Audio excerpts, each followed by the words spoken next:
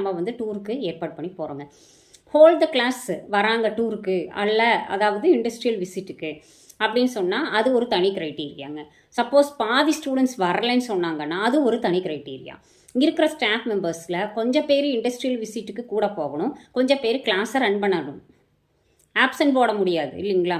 அதனால இப்போது நமக்கு தெரிஞ்ச அண்ணாவோ தம்பியோ இல்லை வந்துட்டு ஒரு குழந்தையோ இந்த சர்வீஸில் இருக்காங்கன்னா நம்ம அவங்கள அரேஞ்ச் பண்ணலாம்.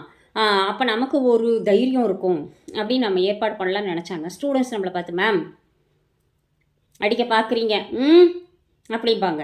அப்படியெல்லாம் ஒன்றுமே கிடையாதுங்க.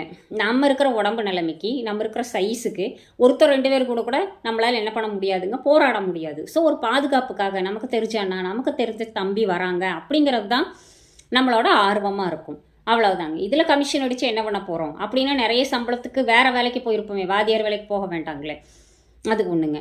இந்த இண்டஸ்ட்ரியல் விசிட் அப்படிங்கிறது நம்மளோட பஸ்ஸு, ஃபுட்டு, என்ட்ரன்ஸ் டிக்கெட்டு, அப்புறம் நம்ம வீட்டில் யாருக்காச்சும் ஞாபகார்த்தமாக ஏதாவது வாங்கிட்டு வரணும்னு நினச்சா பர்ச்சேஸ், இது மொத்தமாக சேர்ந்தது தான் வந்து அந்த டூருக்கு உண்டான காஸ்ட்டாக நம்ம வந்து எடுத்துகிட்டு வரோம்.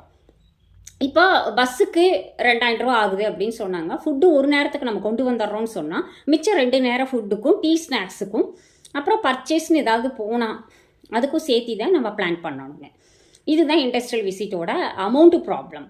இப்போ எல்லாருக்கிட்டையும் அமௌண்ட்டை வசூல் பண்ணிட்டோம் அப்படின்னு சொன்னால் அந்த அமௌண்ட்டை பத்திரமா வச்சுக்கிற வேலை யார் தலைக்கு வந்துடும் அப்படின்னு சொல்லி கேட்டாங்க. டீச்சர்ஸ் கிட்ட தான் வரும். எடுத்துகிட்டு போயிட்டு வரணுங்க வீட்டுக்கு. ரூம்லேயே வச்சு பூட்டுறோம் அப்படின்னு சொன்னாலும் அடுத்த நாள் வந்து அந்த அமௌண்ட் இருக்கான்னு பார்க்குற வரைக்கும் பயங்கர பயமாக இருக்குங்க.